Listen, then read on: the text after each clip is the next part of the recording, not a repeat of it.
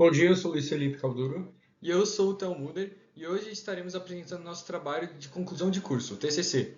Musicoterapia, análise comparativa da eficácia do tratamento complementar em pacientes de transtorno depressivo e ansioso. Nosso trabalho contou com a orientação do professor mestre Andrei Guilherme.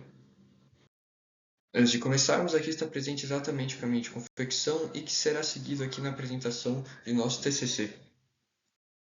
Olhando brevemente para os objetivos e hipóteses do nosso trabalho, focamos em estudar a musicoterapia como principal objetivo, ou seja, como ela é aplicada de forma prática e qual é seu conceito teórico, mas principalmente estudá-la quando aplicada em forma conjunta com a terapia cognitivo-comportamental e a psicanálise.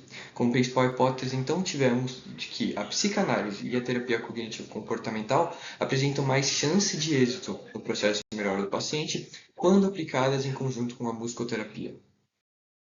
Durante a introdução de nosso projeto, foram realizadas duas das três principais etapas do nosso trabalho, sendo a primeira delas a conceituação do que é o transtorno depressivo.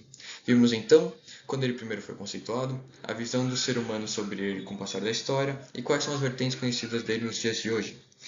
Estudamos então a teoria humoral de Hipócrates, que foi realizada pelo médico Hipócrates na Grécia Antiga, aproximadamente no século V a.C. Nele foi conceituado pela primeira vez na história o transtorno depressivo, que na época era chamado de melancolia.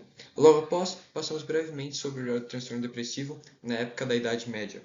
Chegando então na contemporaneidade, onde utilizamos trabalhos de Sigmund Freud de forma geral para contextualizar as variantes dos transtornos depressivos presentes nos dias de hoje. Além disso, utilizamos os trabalhos de outros autores. Indo então para a segunda etapa do nosso processo, falamos sobre os métodos de tratamento para transtornos depressivos, focando principalmente na psicanálise, terapia cognitivo-comportamental, até chegarmos à musicoterapia. Os dois primeiros métodos de tratamento aqui citados foram escolhidos por serem os mais usados atualmente para tratar o transtorno depressivo. A psicanálise foi conceituada através de um estudo das obras de Sigmund Freud, com o auxílio da autora psicanalista Ana Bahia Mercês, que transcreveu as obras de Sigmund Freud de forma mais didática e de mais fácil entendimento. Logo após, conceitualizamos brevemente a terapia cognitivo-comportamental, para então chegarmos na musicoterapia, no qual utilizamos majoritariamente as obras de Rolando Benenzon para conceituar esse método de tratamento. Vale lembrar que utilizamos ele, pois ele é considerado o pai da musicoterapia e o primeiro a aplicá-la de forma profissional e corretamente. Bom, nossa metodologia foi separada em três etapas. As duas primeiras foram feitas na introdução, sendo que a primeira foi utilizada para conceituar o que é o transtorno depressivo, sua história ao longo da humanidade e suas principais vertentes. A segunda etapa foi utilizada para conceituar os tipos de tratamento para transtornos depressivos, sendo os principais deles a terapia cognitivo-comportamental, a psicanálise e a musicoterapia, que são os principais objetos de estudo para o nosso trabalho. Tudo isso já foi dito anteriormente, porém, nossa principal terceira etapa seria a etapa da análise, no qual foi separada 5 estudos pré-existentes que relatavam grupos de pacientes divididos em duas parcelas, aqueles que tinham contato com a terapia cognitivo-comportal e psicanálise, porém sem interferência da musicoterapia no processo, e aqueles que tinham contato com a terapia cognitivo-comportamental e psicanálise com a musicoterapia no processo, sendo que utilizamos para analisá-los os métodos de Pons, AIDS e STAI. Bom, como já foi explicado, a nossa análise consistiu na coleta de 5 outros estudos que já comparavam a utilização ou não da musicoterapia como complemento. Os 5 estudos utilizados foram esses, sendo 2 deles da América, 2 deles da Europa e um deles da Ásia. Portanto, o trabalho também não se mantém restrito a apenas um país ou um continente. A gente optou por uma coleta de dados global ao máximo possível.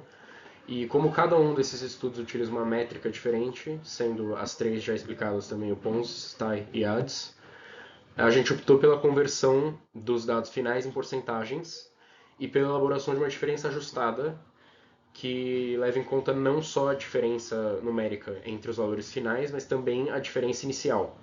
Portanto, uma diferença que compara efetivamente, de modo mais claro e mais justo, a eficiência do método que utiliza e que não utiliza a musicoterapia.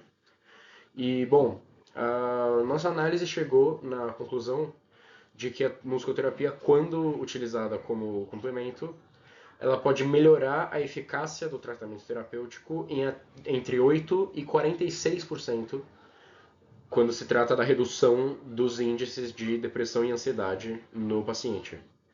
E não só isso, também um dos estudos que a gente utilizou realizava uma intervenção logo antes e logo depois das sessões, portanto, para medir os efeitos da musicoterapia, a diferença entre a utilização ou não dela a curto prazo, imediatamente após a sessão, e chegou numa média de uma diferença ajustada de 53% de diferença a favor da musicoterapia.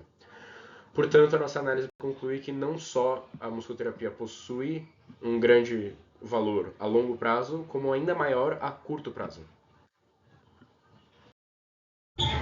Bom, a partir da interpretação dos dados coletados na nossa análise, chegamos à conclusão que a hipótese foi corroborada e que a musicoterapia possui não só apenas um grande valor complementar, podendo reduzir em porcentagens altíssimas, tanto a curto prazo quanto a longo prazo, os índices de depressão e ansiedade nos pacientes, como também possui um grande valor estratégico, visto que atualmente o mundo passa por um cenário de pouca disponibilidade de profissionais de saúde mental.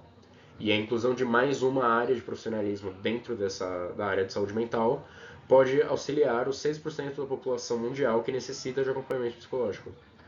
E, portanto, o texto também reconhece suas limitações, visto o baixo número estatístico de artigos, incluindo apenas 5 deles, e a confiabilidade estatística de um deles ser comprometida também muito por conta do tamanho da amostra que ele utiliza, mas o artigo também reconhece que possui uma grande importância no cenário de pesquisa sobre a inclusão da musicoterapia como terapia tradicional, padrão.